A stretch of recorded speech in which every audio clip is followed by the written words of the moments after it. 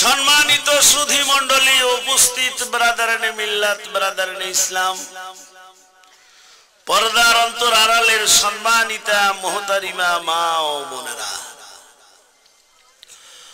মহান আল্লাহ রাব্বুল আলামিনের দরবারে অসংখ্য গণিত শুকরিয়া জ্ঞাপন করি যে মহান আল্লাহ রাব্বুল আলামিন আমাদেরকে অত্যন্ত আপনজন মনে করে, নিজের মনে করে দুনিয়ার সমস্ত বেড়াজাল থেকে মুক্ত করাই, নানা ঝামেলার থেকে রেহাই দিয়ে ফলিয়া পুঠিয়া পূর্ণিমাগাতি ছয়বাড়িয়া কবরস্থান ও হাফিজিয়া মাদ্রাসা কর্তৃক আয়োজিত আজকের এই দিনই আলোচনা মজমায় অংশগ্রহণ করলেন সে আল্লাহ রাব্বুল আলামিনের দরবারে অসংখ্য অগণিত শুকরিয়া জ্ঞাপন করণার্থে আমরা সবাই জোরে সোরে আওয়াজ দিয়ে বলি আলহামদুলিল্লাহ। অসংখ্য অগণিত দরুদ সালাম বর্ষিত হোক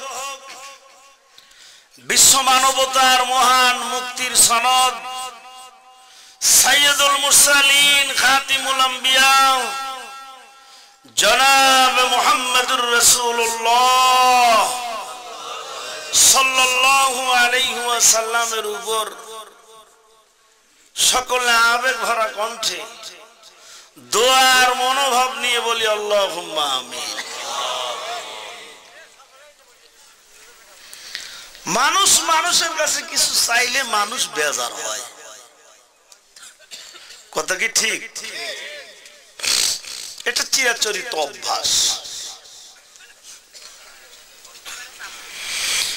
মানুষ মানুষের কাছে চাইলে মানুষ বেজার হয়,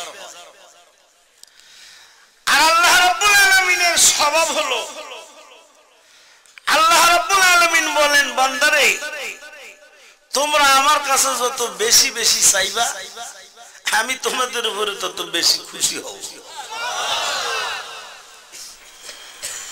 এতগুলো মানুষের সুবহানাল্লাহর আওয়াজটা খুব ছোট হইল।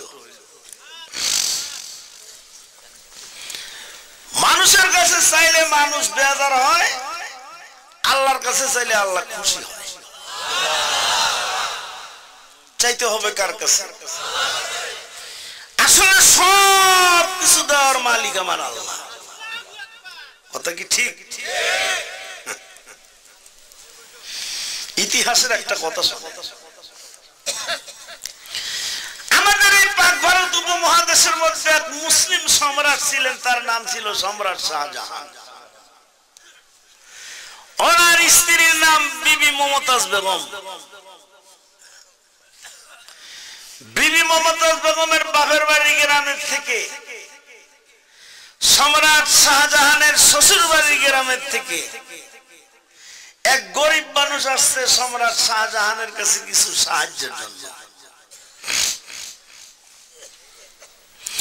যদিও লোকটা পরিচয় দেয় নাই, কিন্তু বিবি মমতাজ বেগম দেখে ওনাকে চিনতে পারছে, আমার বাবার গ্রামের মানুষ।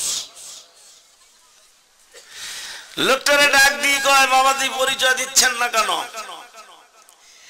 আমি তো আপনাকে চিনি, আপনার নাম অমক, আপনার বাবার নাম অমক, আমার বাবার বাড়ির পাশেই তো আপনাদের বাড়ি।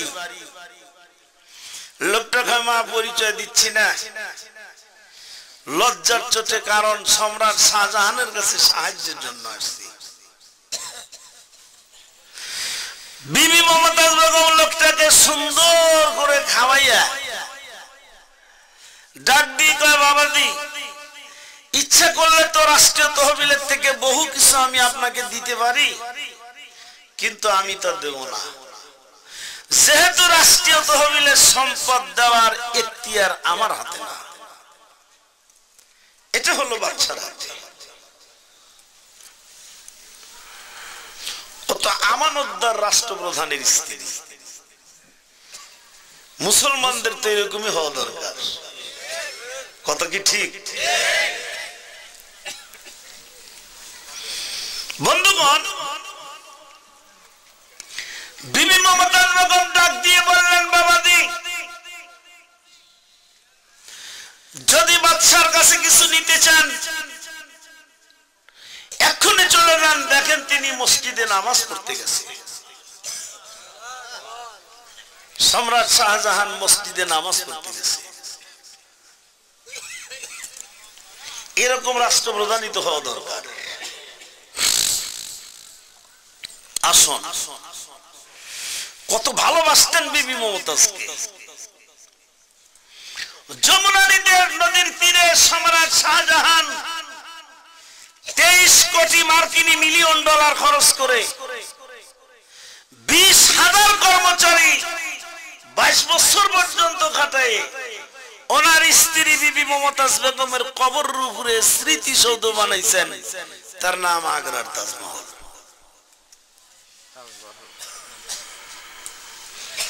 বিদ্রোহী কবি নজরুল তাজমহলের দিক তাকায় তাকায় কবিতা লিখছেন। আগ্রার তাজমহল দেখেছো কখন? দেখেছো কি তার প্রাণ? ভিতরে তাহার মমতাজ নারী, বাহিরে শাহজাহান। কবি নজরুল কবিতা লিখছেন তাজমহলের দিক তাকায় তাকায়। লোকটা টুকটুক করে মসজিদের দিকে রওনা করলেন। মসজিদের গেটের মধ্যে বারান্দার মধ্যে গিয়ে লক্ষ্য করে দেখেন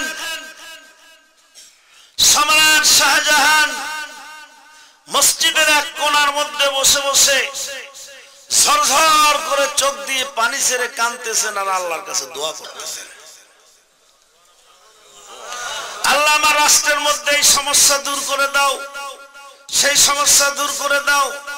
রাষ্ট্রের মানুষকে শান্তি মতো বসবাস করার তৌফিক দাও। রাষ্ট্রের মধ্যে তোমার রহমত আর বরকত দিয়ে ভরে দাও। বিভিন্ন কিছু বলতেছেন আর দোয়া করতেছেন আর চোখ দিয়ে পানি পড়তেছেন। অনেকক্ষণ দোয়া মোনাজাত করে দোয়া মোনাজাত কমপ্লিট দিয়ে যখন পিছনের দিকে তাকাইছে, আগত ব্যক্তি বাদশাহ শাহজাহানকে সালাম দিয়ে মসজিদের থেকে বের হয়ে রওনা দিল। কিচ্ছু বললেন না, খালি সালাম দিলেন। সম্রাট শাহজাহান বললেন, বাবাজি সালাম দিয়ে চলে যাচ্ছেন, তবে আমি জানি আমার কাছে কোনো মানুষ এমনি এমনি আসে না। নিশ্চয়ই আপনি প্রয়োজন ছাড়া আসছেন নাই, কিছুই তো বললেন না। আগত ব্যক্তি সম্রাট শাহজাহানের মুখের দিকে তাকায় তাকায় কয়, বাচ্চা নামদার, কি বলবো? আপনার পিছনে দাঁড়ায় দাঁড়ায় লক্ষ্য করে দেখলাম আমার চেয়ে আপনি বেশি অভাবী। কি বলছে? আমার চেয়ে আপনারই বেশি অভাব, এজন্য আর কিছু বললাম না। চিন্তার খোরাক, চিন্তা করতে হবে কথাটা। ভিক্ষু বলতেছে আপনার কাছে আর কি বলবো, পিছনে দাঁড়ায় দাঁড়ায় লক্ষ্য করে দেখলাম আমার চেয়ে আপনারই বেশি অভাব। বাদশা বললেন, আপনার চেয়ে আমার বেশি অভাব আপনি কি করে বুঝলেন? আপনার পিছনে দাঁড়ায় দাঁড়ায় তো দেখলাম আল্লাহর কাছে এই চাইতেছেন সেই চাইতেছেন, বিভিন্ন কিছু চাইয়া চাইয়া আকুতি মিনতি করতেছেন। আগে কি বলছি, আল্লাহর কাছে মানুষ চাইলে আল্লাহ কি হয়, আর বান্দার কাছে চাইলে বেজার হয়। আসলে চাওয়ার জায়গা তো একটাই, কথা কি ঠিক? हर गरीब देने के हो तो यार है, जो न मांगे उससे वो बेजार है, जो न मांगे उससे वो बेजार है। একটু জোরে কোন সুবহানাল্লাহ।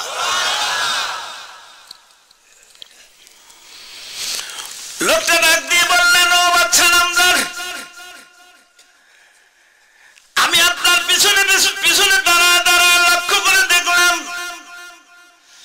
আল্লাহ রাব্বুল আলামিনের দরবারে হাত তুলে আপনি অঝর নয়নে কাঁদতেছেন আর চোখ দিয়ে পানি পড়তেছে আর আল্লাহর কাছে বিভিন্ন কিছু চাচ্ছেন। এতে আমি বুঝতে পেরেছি আজকের থেকে আমি প্রতিজ্ঞা করে ফেলেছি, আপনার কাছ থেকে আমি শিক্ষা নিয়ে ফেলেছি, আজকের থেকে দুনিয়ার কোনো মানুষের কাছে আমার অভাবের কথা বলবো না, দুনিয়ার কোনো মানুষের কাছে আজকের থেকে সাহায্য চাবো না। আপনি এতক্ষণ পর্যন্ত যে আল্লাহর কাছে চাইছেন, আমি আজকের থেকে শুধু ওই আল্লাহর কাছেই চাবো। চাইবেন কার কাছ থেকে? মনে কি থাকবে?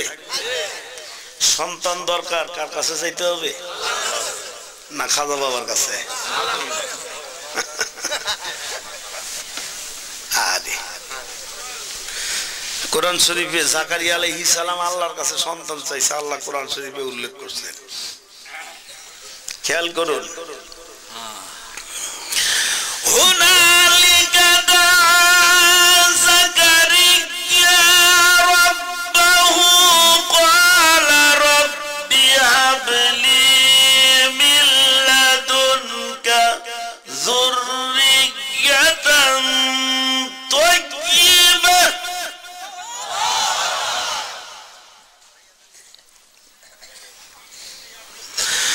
মিন যুররিয়াতান তাইয়্যিবাতান ইন্নাকা সামিউদ দুআ।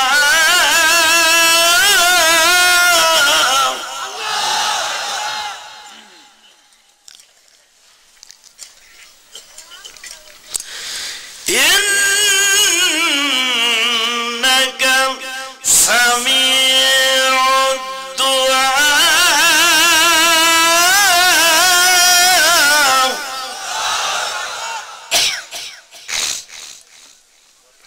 সন্তান চাইছে জাকারিয়া আলাইহিস সালাম আল্লাহর কাছে, আমরা চাই খাজা বাবার কাছে। আছে না কিছু মানুষ? জোরে কোন আছে না? সব কিছু দেওয়ার মালিক আল্লাহ। কার কাছে চাইতে হবে? কি হলো ভাই?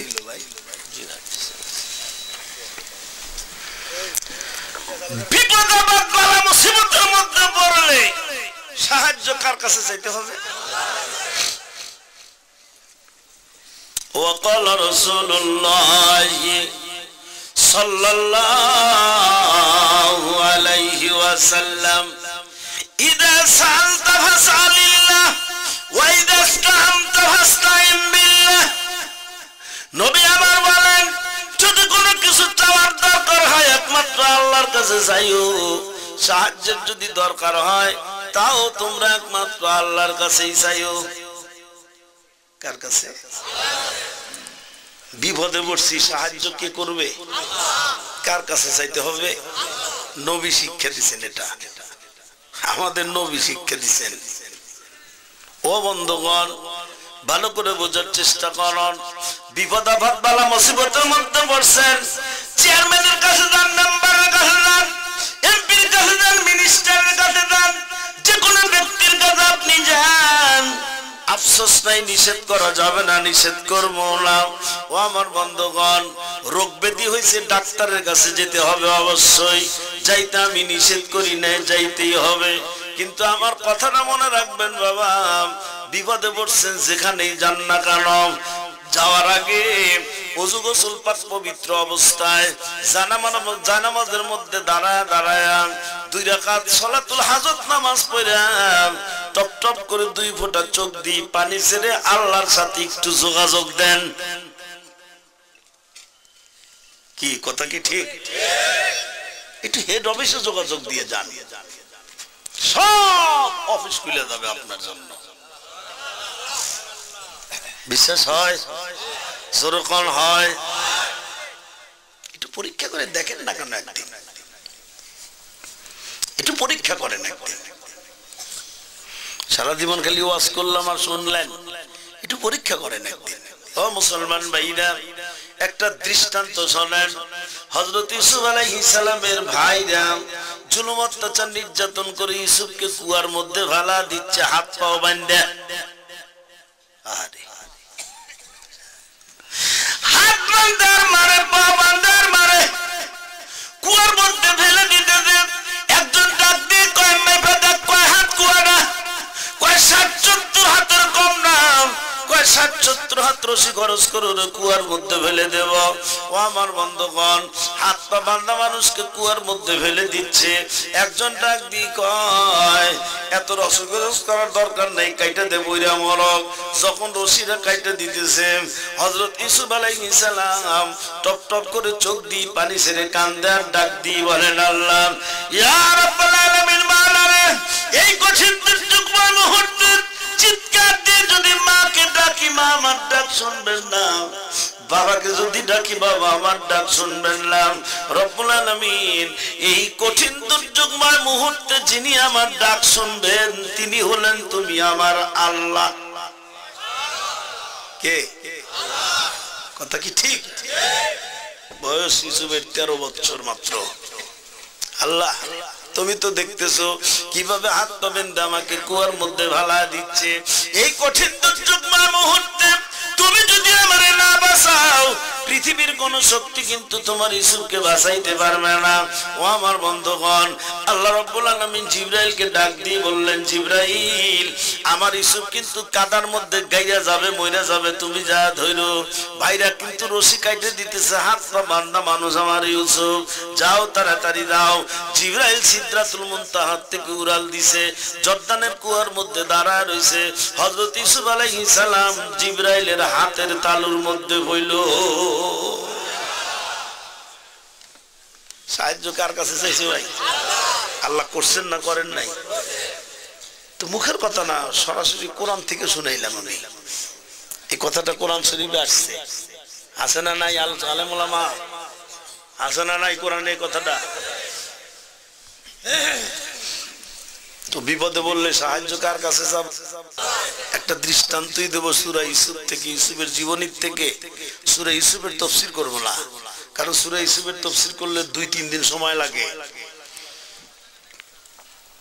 একটা দৃষ্টান্ত বুঝাইতে চাচ্ছি আপনাদের, খুব খেয়াল করেন। আপনাদের এই এলাকায় আমি কোনোদিন আসি নাই, শুনবেন তো?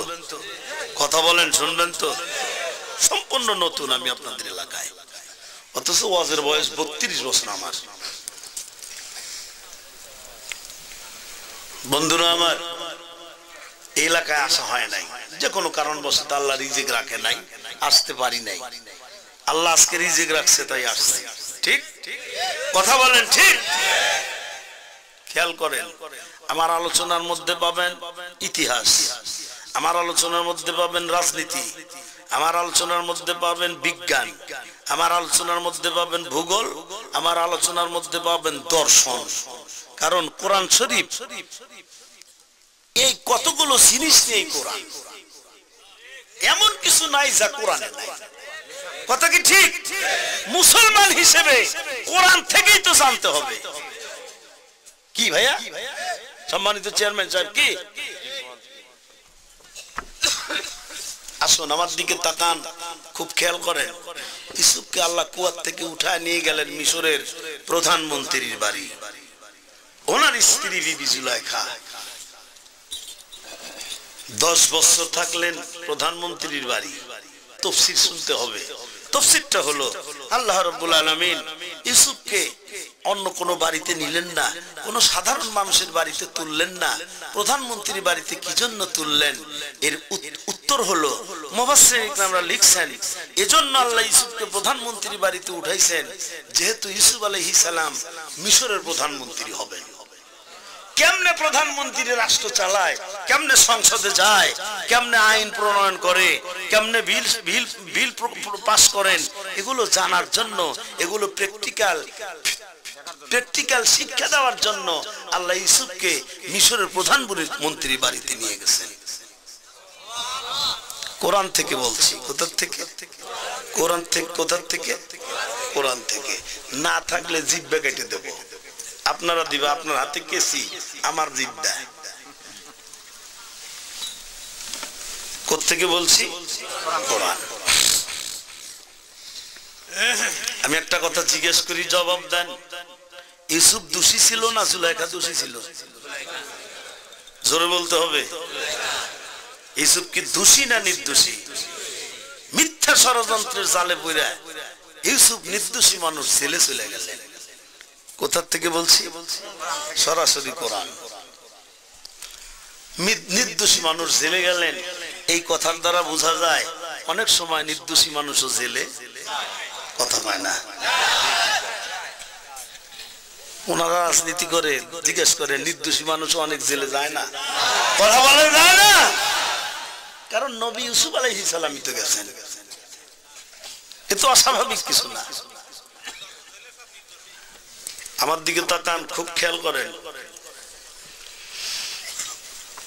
আমি উস্কানিমূলক বক্তব্য জানি না, টেবিল থাপড়ানো বক্তব্য জানি না। যা শুনবেন, যা বলবো একেবারে নিছক কোরআন এবং রাসূলের হাদিস। আমার দিকে তাকান, খুব খেয়াল করেন। যেদিন ইউসুফ জেলে গেলেন সেই দিন তার বয়স 23 বছর। কয় বছর? মিশরের রাষ্ট্রপ্রধান যিনি প্রেসিডেন্ট, ওনার নাম হলো রায়্যান ইবনে ওলীদ। রায়্যান ইবনে ওলীদকে সকালবেলা খাইতে দিছে। সকালের খাদ্য নাস্তা পরীক্ষা করে দেখা গেল নাস্তার মধ্যে বিষ মিশানো আছে। কারণ প্রধান বাবুর্চি দিছো না খাদমদার দিছো, দুইজনই জেলে যাও, দুইজনই তোমরা যে দোষী। প্রধানমন্ত্রী পাঠাইলো ইউসুফকে, আর বাবুর্চি পাঠাইলো খাদিমদার আর বাবুর্চিকে। কয়জন হইলো? জোরকন 7 বছর পর্যন্ত একসাথে জেল খাটলেন। কয় বছর? 23-এর সাথে 7 যোগ দিলি কত হয়? বয়স 30 ইউসুফের। 7 বছর পর্যন্ত জেল খাটার পরে বাবা সকালবেলা ঘুম থেকে উঠে বাচ্চার খাদিমদার ডাক দিয়ে বললেন ইউসুফকে, হুজুর আজকের রাতে আমি একটা স্বপ্ন দেখেছি, মেহেরবানি করে আপনি আমার স্বপ্নের তাবির বলে দেন। ও আমার বন্ধুগণ, হযরত ইউসুফ আলাইহিস সালাম বললেন, কি স্বপ্ন দেখছো? আমি আজকের রাতে স্বপ্ন দেখি আমি বাচ্চাকে আঙ্গুর চিপা চিপা রস খাওয়াইতেছি, একটু মেহেরবানি করে বলুন তো আপনার আমার স্বপ্নের তাবিরটা কি হতে পারে, স্বপ্নের ফলাফলটা কি হতে পারে? ও আমার বন্ধুগণ, হযরত ইউসুফ আলাইহিস সালাম ডাক দিয়ে বললেন, ভাই তোমার স্বপ্নের তাবির হলো, তোমার স্বপ্নের ব্যাখ্যা হলো, তোমার স্বপ্নের ফলাফল হইল অল্প কিছুদিনের মধ্যে তোমার মামলার রায় হয়ে যাবে, তুমি নির্দোষী বেকসুর খালাস পেয়ে যাবা, সাবেক চাকরি তুমি ফেরত পাইবা, পুনরায় বাচ্চাকে খাদিমদারি হিসেবে খাওয়াইবা। ও আমার বন্ধুগণ, ইতিমধ্যে বাচ্চার বাবুর্চি আসছে। বাচ্চার বাবুর্চি এসে ডাক দিয়ে বললেন, বাচ্চার হযরত ইউসুফকে ডাক দিয়ে বললেন, ইউসুফ আমি একটা স্বপ্ন দেখেছি। কি স্বপ্ন দেখছো ভাই? আমি স্বপ্ন দেখি চাকার মধ্যে ধামার মধ্যে রুটি নিয়ে যাচ্ছি মাথায় করে, কতগুলি পাখি উড়াল দিয়েছে, ঠোকর মেরে মেরে রুটিগুলো নিয়ে খাচ্ছে, একটু মেহেরবানি করে বলুন তো আমার স্বপ্নের তাবিরটা কি হতে পারে? ও আমার বন্ধুগণ, হযরত ইউসুফ আলাইহিস সালাম বললেন, তোমার স্বপ্নের ফলাফল তো অত্যন্ত খারাপ, তোমার স্বপ্নের ফলাফল হইল অল্প কিছুদিনের মধ্যে তোমার মামলার রায় হবে, তুমি দোষী সাব্যস্ত হয়ে যাবা, ফাঁসির হুকুম তোমার হয়ে যাবে, ফাঁসির কাষ্ঠের মধ্যে তুমি ঝুলে থাকবা, কতগুলি পাখি এসে তোমার শরীরের থেকে গোশতগুলো ঠোকর মাইরা মাইরা খাবে। বাবুর্চি কয়, হুজুর বয়স ছোট, কয় হুজুর আমি স্বপ্ন দেখি নাই। কি বলছে? আমি স্বপ্ন দেখি নাই। বলে বললি কেন তাইলে? হুজুর খাদিমদার বলছে তো, ওর দেখা দেখে আমি বলছি। কোরআনের কথা, সরাসরি কোরআন। কিন্তু সূরা ইউসুফ, হযরত ইউসুফ আলাইহিস সালাম ডাক দিয়ে বললেন, আরে বাচ্চার বাবুর্চি তুমি স্বপ্ন দেখছো কি দেখো না, এটা আমার জানার ব্যাপার না, তুমি তোমার মুখ দিয়ে যে বর্ণনা দিছো আমি তোমার বর্ণনা মোতাবেক ফয়সালা দিয়েছি, তোমার মুখের বর্ণনা আর আমার পবিত্র মুখের ফয়সালা এটা সঙ্গে সঙ্গে আল্লাহ রাব্বুল আলামিনের দরবারে কবুল হয়ে গেছে। জোরে কোন সুবহানাল্লাহ। তোর বর্ণনা আমার পবিত্র মুখের ফয়সালা। ও মুসলমান ভাইরা, একটু জানতে চাই, বলুন তো পৃথিবীর সব মানুষের মুখ কি সমান? কথা বলেন, সমান? কোনদিনও সমান না। নবী রাসূলদের মুখ, আল্লাহওয়ালাদের মুখ, ওলামা একরাম কিছু আছে দুনিয়াতে এখনো, তাদের মুখ, আল্লাহকে ডাকার মুখ, আল্লাহকে ডাকতে ডাকতে মুখটা এমন পবিত্র বানায় ফেলছে, মুখ দিয়ে যা কয় সঙ্গে সঙ্গে এটা আল্লাহর দরবারে কবুল হয়। কি ভাই, এরকম মানুষ অতীতে ছিল না? বর্তমানেও আছে, ভবিষ্যতেও থাকবে, কিন্তু এইরকম মানুষের সংখ্যা কিন্তু অত্যন্ত কম। কথাটা ভালো করে মনে রাখবেন। নবী রাসূলদের মুখ, ওলি আল্লাহদের মুখ হলো আল্লাহকে ডাকার মুখ, আর আমাদের মুখ হলো খালি খাওয়ার মুখ। কি ভাই, খালি টেস্ট আর স্বাদ। খাওয়ার সময় বিসমিল্লাহ নাই, শেষ হলেও আলহামদুলিল্লাহ নাই। খালি খায় আর খায় আর যা স্বাদ হইছে, কিছুদিনের মধ্যেই হার্ট ব্লক হয়, ডায়াবেটিস হয়, হাই প্রেসার হয়, হয় না? হয় না? খান, আল্লাহ খাইতে বলছেন ঠিক আছে, কিন্তু খাওয়ার সময় আল্লাহর নাম নিয়ে খান, বিসমিল্লাহির রহমানির রহিম। খাওয়া শেষ হয়েছে কোন আলহামদুলিল্লাহ, বাস। হাদিস শরীফে আসছে কিয়ামতের দিন আল্লাহ পাক আপনার এই নিয়ামতের এই খানার কোনো হিসাবই নেবেন না। যদি খানা বিসমিল্লাহ পায় খান, আর শেষ হলে বলবেন আলহামদুলিল্লাহ, আল্লাহ বলেন তোর আর হিসাব দেওয়া লাগবে না, খাইছস আমার নাম নিয়ে, শেষ করছস আমার শুকরিয়া দিয়া। ও মুসলমান ভাইরা, জানতে চাই খাইতে হবে খানাটা হালাল না হারাম? চুরি করে খায়া বিসমিল্লাহ কইলে খালি কিছু অবব। বিড়ি ধরানোর সময় যদি বিসমিল্লাহ কই হবে না, মদ খাওয়ার সময় যদি বিসমিল্লাহ কই, কে বলে মদ খাই গ্লাসে, আর একজন কয় ওই মোষের পানি হারাম রে, মোষ তুলে খা। মদ খায়, মোষের পানি হারাম, মোষ উঠে খাও। মদ খাওয়া হালাল না হারাম? মোষের চিন্তা করতেছে। কপাল ভরা মুসলমান আমরা, কপাল ভরা মুসলমান। খাওয়ার সময় বিসমিল্লাহ কই না, শেষ হইলে আলহামদুলিল্লাহ কই না, খালি কই হায় রে স্বাদ হইছে রে। ও মুসলমান ভাইরা, ভালো করে মনে রাখবেন, সব মানুষের মুখ কিন্তু সমান না। নবী রাসূলদের মুখ, আল্লাহর মুখ বাবা, এই মুখটা হলো আল্লাহকে ডাকার মুখ। মুখ দিয়ে যা কয় সঙ্গে সঙ্গে আল্লাহ তা কবুল করে নেন। হযরত ইউসুফ আলাইহিস সালাম ডাক দিয়ে বললেন, এ ভাই শোনো, তুমি তোমার মুখ দিয়ে যা বর্ণনা দিছো, তোমার মুখের বর্ণনা মোতাবেক আমি আমার পবিত্র মুখ দিয়ে ফয়সালা দিয়েছি, সঙ্গে সঙ্গে এটা আল্লাহর দরবারে কবুল হয়ে গেছে, তোমার আর বাঁচা নাই, তুমি আর বাঁচবা না। সত্যি সত্যি বাবা, অল্প কিছুদিনের মধ্যে মামলার রায় হয়ে গেল খাদিমদারের, নির্দোষী বেকসুর খালাস পেয়ে গেলেন। কিছুদিন পরেই বাবুর্চির রায় হয়ে গেল, ফাঁসির হুকুম হয়ে গেল, ফাঁসির মধ্যে মৃত্যুদণ্ড কার্যকর করে দিল বাবুর্চির। ও আমার বন্ধুরা, ও আমার বাবাজিরা, যেদিন বাচ্চার খাদিমদার জেলখানার থেকে বের হয়ে আসতেছে নির্দোষী বেকসুর খালাস পাইয়া, হযরত ইউসুফ আলাইহিস সালাম ডাক দিয়ে বললেন, ভাই আপনি তো নির্দোষী বেকসুর খালাস পেয়ে বের হয়ে যাচ্ছেন, আপনি তো পুনরায় বাচ্চার খাদিমদার হিসেবে নিয়োগ পাবেন। একটু বাচ্চাকে বললেন, কি জন্য আমার মতো একজন নির্দোষী মানুষকে জেলের মধ্যে আটকা রাখে, আমাকে যেন জেলখানার থেকে একটু বের করার ব্যবস্থা করে দেন। আল্লাহ রাব্বুল আলামিন ডাক দিয়ে বললেন, ইউসুফ রে, আমি তোমাকে তোমার মঙ্গলের জন্য জেলের মধ্যে ঢুকাইছি, আমি আল্লাহ যেদিন ইচ্ছা করব সেই দিন তোমাকে জেল থেকে বের করব। ও ইউসুফ, তুমি আমি আল্লাহকে বাদ দিয়ে বাদশার কাছে সাহায্য চাইলা, আল্লাহ রাব্বুল আলামিন অসন্তুষ্ট হয়ে গেলেন, সহ্য করতে পারলেন না। আল্লাহ রাব্বুল আলামিন অসন্তুষ্ট হইয়া হযরত ইউসুফ আলাইহিস সালামের জেলের সময় সীমাকে আরো 9 বছর বাড়ায়া দিলেন। কয় বছর? সাহায্য কার কাছে চাইছে? বাদশার কাছে। যারা কইছেন আল্লাহর কাছে, তারা কষ্ট বোঝেন নাই। বলবেন হুজুর পয়গম্বর মানুষ, ইউসুফ তো ভাবি পয়গম্বর, সেও ভুল করলো। হ্যাঁ, নবী রাসূলদের ভুল না, নবী রাসূলদের ভুল আমাদের জন্য শিক্ষা। কথা ঠিক? নবী রাসূলদের ভুল আমাদের জন্য শিক্ষা, মনে রাখবেন, খেয়াল করুন বন্ধুরা আমার, আমার দিকে তাকান। হঠাৎ করে বাচ্চা মিশরের রাষ্ট্রপ্রধান রায়ান ইবনে ওলীদ গভীর রাতে স্বপ্ন দেখলেন 7টা মোটা তাজা গাভীকে 7টা কৃষ্ণকায় দুর্বল গাভী গিলা খাইতেছে, 7টা শুকনা গমের ছড়া 7টা তাজা গমের ছড়াকে গিলা খাইতেছে। সকালবেলা মন্ত্রী মিনিস্টারদেরকে ডাক দিয়ে বললেন, ও আমার মন্ত্রী মিনিস্টাররা, এইরকম আজকে স্বপ্ন দেখছি, বলো তো আমার স্বপ্নের তাবিরটা কি হতে পারে?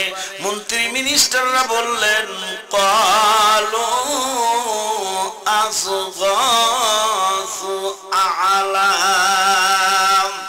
ও মাননীয় রাষ্ট্রপ্রধান বাদশা নামদার, আপনি যে স্বপ্নটা দেখছেন এটা আপনার স্বপ্ন নয়, এটা আপনি ধান্দা দেখছেন, আপনার ধান্দামূলক স্বপ্ন। মন্ত্রীদের মধ্যে ক্যাবিনেট মন্ত্রী, বুদ্ধিজীবী মন্ত্রী জিনারা, ওই সমস্ত মন্ত্রী মিনিস্টাররা ডাক দিয়ে বললেন, বাদশা নামদার, সত্যিকার অর্থে যদি এটা আপনার স্বপ্ন হয়, এত বড় স্বপ্নের তাবির আমরা করতে পারবো না, এত বড় স্বপ্নের ব্যাখ্যা আমরা করতে পারবো না। ও আমার বন্ধুগণ, ইউসুফ আলাইহিস সালামের জেলের সময়সীমা 9 বছর বেড়ে গেছে। 30-এর সাথে 9 যোগ দিলি কত হয়? ইউসুফের বয়স এখন 39 বছর। ওই যে খাদিমদার বের হয়ে আসছে নির্দোষী বেকসুর খালাস পাইয়া, বাচ্চার পাশেই দাঁড়ানো ছিল। বাচ্চা নামদারকে ডাক দিয়ে বললেন, বাচ্চা নামদার, জেলখানার মধ্যে এক ব্যক্তি আছে, তার নাম ইউসুফ, স্বপ্নের যে ব্যাখ্যা দেয় ঠিক তাই হয়। আমার বিশ্বাস আপনার এই স্বপ্নের তাবির তিনি করে দিতে পারবেন। যাও ইউসুফকে বের করে নিয়ে আসো তাড়াতাড়ি, স্বপ্নের ব্যাখ্যা জানতে হবে আমাকে, বের করে আনো। ইউসুফ বের হয়ে আসছে, বের করে নিয়ে আসছেন। লম্বা ঘটনা, একটা দৃষ্টান্ত শুধু বুঝাইতে চাচ্ছি আপনাদেরকে। আমি যে আয়াত আর হাদিস পড়েছি, এই হাদিসের তাফসীর করব, ব্যাখ্যা দেব। ও আমার বন্ধুরা, ভালো করে বোঝার চেষ্টা করবেন, ভালো করে খেয়াল করেন, অত্যন্ত মনোযোগ দিতে হবে। ইউসুফ আলাইহিস সালাম বের হয়ে আসলেন। বাচ্চা কয়, বাবা রাত্রে স্বপ্ন দেখি 7টা মোটা তাজা গাভীকে 7টা কৃষ্ণকায় দুর্বল গাভী গিলা খাইতেছে, 7টা শুকনা গমের ছড়া 7টা তাজা গমের ছড়াকে গিলা খাইতেছে। বাবা বলো তো স্বপ্নের ফলাফলটা কি হবে, তাবিরটা কি হবে বাবা, একটু জানতে চাই। হযরত ইউসুফ আলাইহিস সালাম ডাক দিয়ে বললেন, বাচ্চা নামদার, অত্যন্ত মারাত্মক স্বপ্ন আপনি দেখেছেন, অত্যন্ত ভেরি সিরিয়াস স্বপ্ন আপনি দেখছেন। আপনার স্বপ্নের তাবির হলো আগামী 7 বছর পর্যন্ত মিডল ইস্টে কোনো বৃষ্টি হবে না, সারা মধ্যপ্রাচ্যে কোনো বৃষ্টি হবে না, 7 বছর কোনো খাদ্য শস্য উৎপাদন হবে না। শ্যালো মেশিন তো ছিল না তখন, ছিল নাকি? এখনো নাই মিডল ইস্টে কোনো শ্যালো মেশিন। আমাকে বাংলাদেশের মতো এইরকম না, মরুভূমির দেশ, বুঝেন নাই কথা? বন্ধুরা আমার, বৃষ্টি নাই, খাদ্য শস্য উৎপাদন হবে না 7 বছর। কয় বছর? বাচ্চাকে তাহলে উপায় কি, কি করবো তাহলে? 1 বছর যদি কোনো দেশে দুর্ভিক্ষ দেখা দেয়, সে দেশের সরকারের কিন্তু হুঁশ থাকে না, কথা কি ঠিক? আর একাধারে 7 বছর বৃষ্টি হবে না, খাদ্য শস্য উৎপাদন হবে না, উপায় কি বাবা? হযরত ইউসুফ আলাইহিস সালাম বললেন,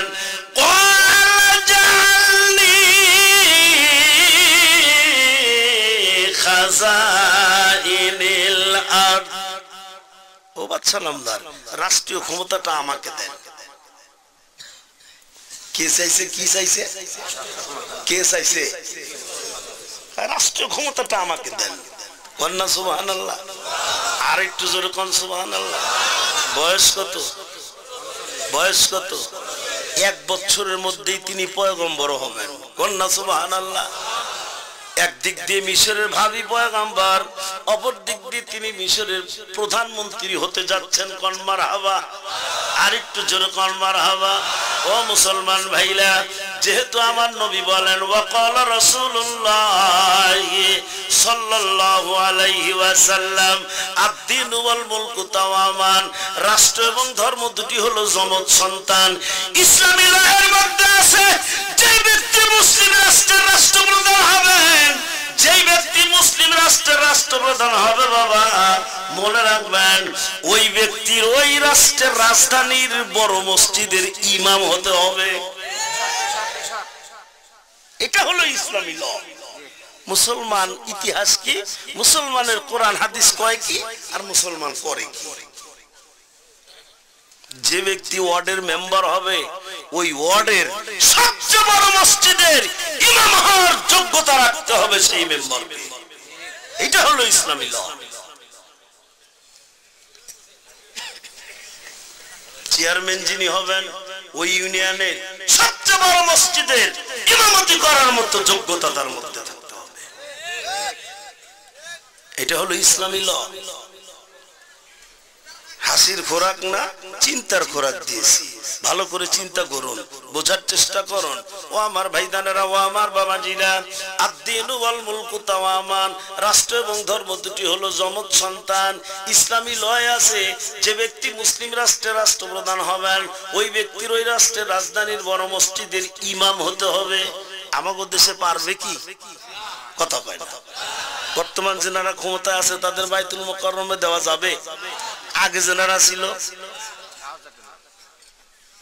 যিনি বর্তমান জেলের ঘানি টানতেছে কি বেগম খালেদা, পারবে নাকি বাইতুল মুকাররমে দেওয়া যাবে? মুসলমানের ইতিহাস কি, মুসলমান করে কি? রাজনীতি করলাম, কথা কয় না, না করছি। এই কোরআনের রাজনীতি। কিসের রাজনীতি? এটার নাম হলো কোরআনের রাজনীতি। বুঝতে হবে আপনাকে। আমার ভাইরা, আমার বাবাজিরা, খুব খেয়াল করুন, ভালো করে বোঝার চেষ্টা করুন বাবা। আমার নবী একদিক দিয়ে ইসলামিক রিপাবলিক অফ মদিনার ফার্স্ট প্রেসিডেন্ট ছিলেন না? জোরে কোন ছিলেন না? মুহাম্মদ রাসূলুল্লাহ sallallahu alaihi wasallam was not a mere prophet and a simply religious leader but also a prominent politician and first president of Islamic Republic of Medina. বন্ধুগণ, আমার নবী শুধু একজন ধর্মীয় নেতাই ছিলেন না, তিনি ছিলেন বিশ্বের একজন অপ্রতিদ্বন্দ্বী রাজনীতিবিদ। খালি রাজনীতিবিদ না, অপ্রতিদ্বন্দ্বী রাজনীতিবিদ। অতীতেও ছিল না, বর্তমানেও নাই তার সমকক্ষ, ভবিষ্যতেও হবে না। অপ্রতিদ্বন্দ্বী রাজনীতিবিদ। এজন্য আমি বলি, আমার মুখের কথা না, বড় ভাইরা আছে, জ্ঞানী গুণী মানুষ, সম্মানিত চেয়ারম্যান সাহেব আছে, মনে রাখবেন কথাটা। রাজনীতি ওই ব্যক্তি করবে, নেতৃত্ব যদি দিতেই হয়, নেতা যদি হইতেই হয়, তাকে দুই গুণে গুণান্বিত হতে হবে। এক নম্বর, তার ভিতরে থাকতে হবে কোরআনের জ্ঞান, আর দুই নম্বর, তার মধ্যে থাকতে হবে রাসূলের আদর্শ। কথা ঠিক? এক নম্বর থাকতে হবে কোরআনের জ্ঞান, দুই নম্বর থাকতে হবে রাসূলের আদর্শ। এই দুই সম্পদ, এই দুই গুণ যার মধ্যে নাই, তার নেতাগিরি মানায় না।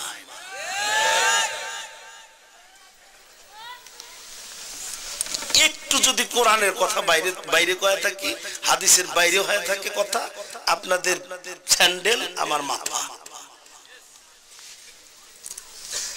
মুসলমান হিসেবে এগুলো জানতে হবে। আমি আর একটা কথা বলবো, কবরস্থানের মাহফিল, কিসের মাহফিল? জোরে কয় না। বিশাল কবরস্থান, জানতে পারলাম 4 গ্রামের গোরস্থান। এটা হলো অন্তর্বর্তীকালীন কেন্দ্রীয় কারাগার। হ্যাঁ, এটা হলো অন্তর্বর্তীকালীন কেন্দ্রীয় কারাগার।